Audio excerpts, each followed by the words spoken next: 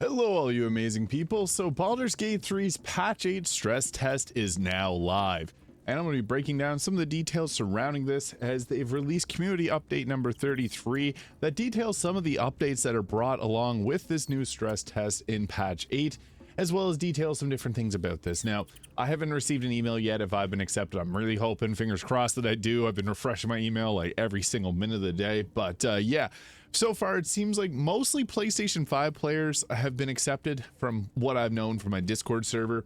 It seems like they're going with PlayStation 5 probably because of the issue that happened yesterday where it got released early.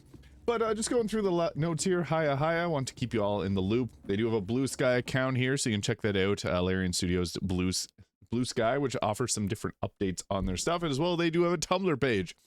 But in other news, some of you on PlayStation 5 might have actually got to stumble upon patch 8 yesterday. Whoops, and if you're one of the few that's wondering what is going on, don't worry, you can roll back to patch 7 just by deleting and reinstalling it.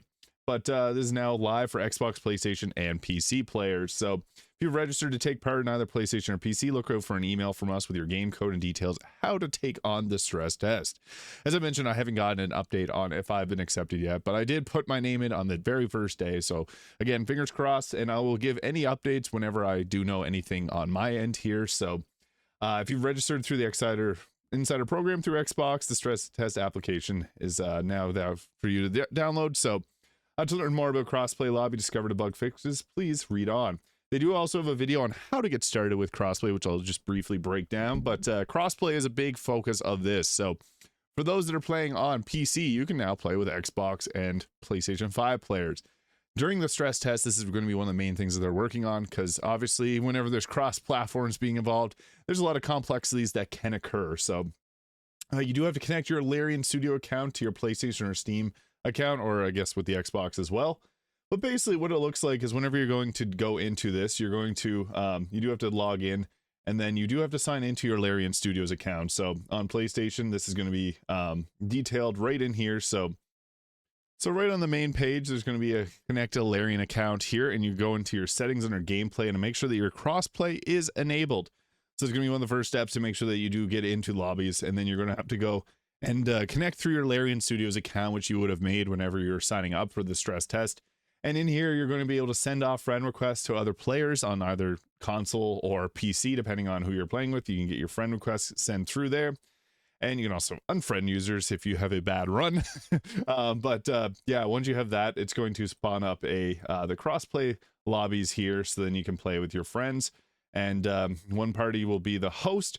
What's nice is they did fix some of the issues with playing multiplayer with mods. So you can see here, this is basically all you're going to be doing. Setting in your friends, they will ready up, and you can go into the gameplay. But I will link this video in the description. This is from the Larian channel from hell, so you can get some further updates on that. But yeah, with crossplay, that's a big piece of it. But also, there's you can play with mods during crossplay. Well, we recommend that console players host a crossplay lobby. If you're looking to join a modded PC lobby, the PC host must have less than 100 mods installed, and on that save, only include the mods that are accepted on console and Mac, which are labeled as available on console and Mac. Tags when browsing available mods. Otherwise, a mod mismatch will be detected and you'll not be able to join the host game. So again, I guess that goes for anyone that's playing on PC. Make sure you only have the mods that are available on console. I've done a lot of videos talking about console mods, and actually there's quite a few really, really good ones. So I don't think this is going to be much of an issue. There are some PC mods that I wish were on console, but I'm sure they'll get added here soon. But again, just make sure that you do have less than 100 mods and only the available on console. And also, this is mind-blowing. Like, how did they do this? The Xbox Series S now has split-screen co-op. So that's now available in-game. And if you're joining the stress test from an Xbox, you'll be able to try this out early. That's really cool, because I did not think that this would even be possible, since the Series S is a bit underpowered. And whenever you're playing crossplay, it has to render 2 versions of the game. So you can just imagine that the processing to do Act 3 is quite heavy. If you're doing Act 3 with 2 screens, that obviously makes things a little bit laggier. I've also played some crossplay, and the graphics do have to take a hit, obviously, to be able to function and run, because it is basically running 2 versions of the game at the same time. But the stress test is now live, and you can still register if you'd want to by clicking the banner below. So I do have videos previously talking about this, but I'll also link this up. Please note access will be granted in waves through the testing, and registering interest is not guaranteed you'll be given access. So again, fingers crossed that I get accepted. But here's some highlights and some new updates that are coming with patch 8, because there's actually a lot of new things, not just the main ones like photo mode, 12 new subclasses, and crossplay. I'll be breaking down the subclass a little bit further tomorrow, but Xbox split screen, I don't know how they did it, but good job, Baldur. Really blowing my mind with every single thing you guys do. But now some little updates. Gameplay. When you succeed a perception check, the spotted item will now ping on the minimap and be listed in the combat log. Woohoo! Also fix an issue where the special abilities of some of your allies weren't properly provided at the end of the dialogue with them in the high hall. Scrolls and potions inside locked containers in your party inventory can now be used when rolling in dialogue. Awesome. Neutral and friendly NPCs will now no longer become hostile. When outside of combat, they step into surface created by the triggered passive. So electrified surfaces from like the Thunderbolt Strike. Take it easy, lads. Yeah, this happened to me many times because I like lightning builds with water, and I always hated shocking people with them. So fix free cast being reset when any condition is applied. I'm a little sad about this one because I used to love free cast because you used to swap on and off your character's underwear, and then you'd be able to free cast again, swap it on and off, and then do it again. So they fixed that. Fix characters getting stuck when pathfinding via ladder that's already been in use by another companion. Nice. Fix a bud when moving platforms in the Gauntlet of Shar that would sometimes leave you behind, cause you to plummet to your death. Woohoo! I've been complaining about this one. Not so much complaining, but honor mode. This sucks. I haven't had it happen to me, but I've had many comments of people that lost their honor mode playthrough because the elevator would go ooh, and then drop characters to their death. No longer will that happen. Thank goodness. Hallelujah. That's super exciting. So I was actually talking about patch 8. I was saying I'm very, very hopeful that they will do that, and they did it. So woohoo. Good job, Larry. Combat. Fix an issue with neutral NPCs to trigger combat for seemingly no reason. Nice.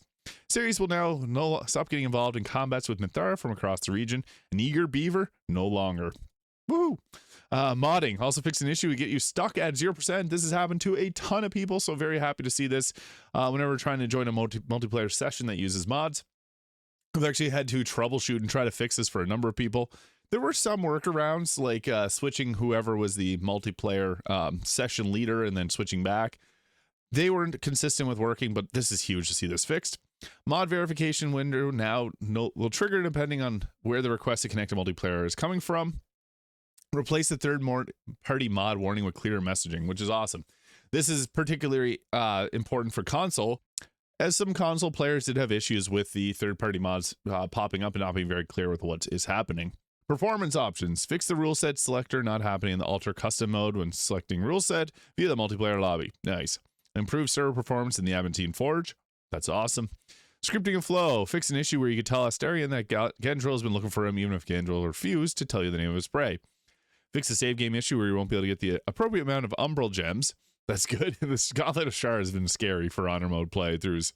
Minthara now comments on the Emperor's reveal. Nice. Remind Minthara that knocked out does not mean dead, and she'll more likely appear at Moonrise Towers. You no longer teleport out of Moonrise while controlling Minthara unless you tell her to stay put. Minthara is now willing to talk to you after you tell her to wait in the torture chamber. Minthara no longer gets stuck babysitting Nathaniel in Act 2, so she won't be sitting in Halson's camp area. Fix an issue where you can talk about Art Kulug as though he's alive even if he isn't.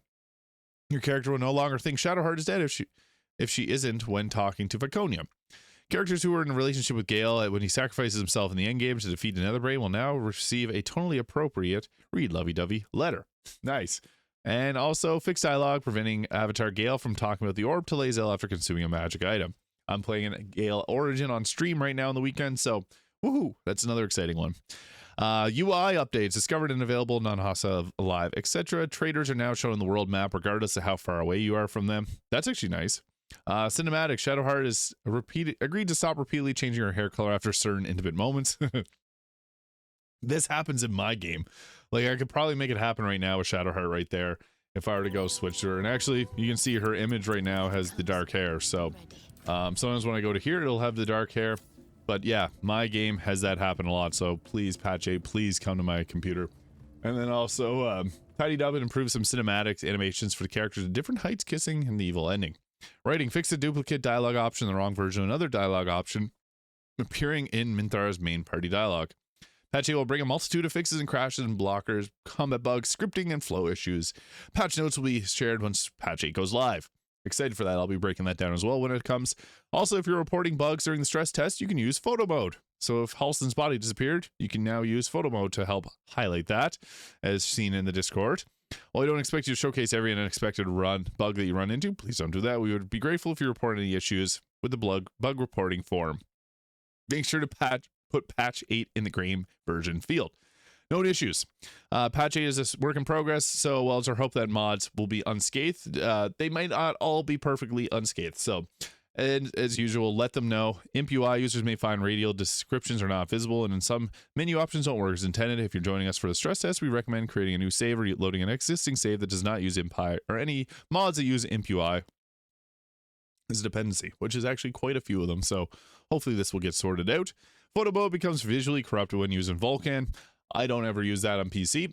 Crossplay. Some lines in crossplay settings aren't fully localized. Players in a multiplayer lobby can lose movement input after picking up an item. UX. Some hotkeys and controller buttons may stop working after trading with merchants. Keep an eye out for the stress tests as we continue working on these. So yeah, it looks like there's actually some pretty big updates here. And again, you can also check out the community update 30 for all the things that will be coming in patch 8. But I'm excited for this. Again, I hope that we get this. I hope that I get this soon, and then I can provide you guys some more updates. But I just want to share this funny picture from Reddit user Zanian19, community update 13. Yeah, enough said. So just wanted to sign off with that. And let me know if you've been accepted to the Baldur's Gate 3 patch 8 stress test and your experience with it in the comments below. Thank you so much for watching. Hope you have an incredible day. Hit the subscribe button below if you haven't already, and I'll see you in the next video.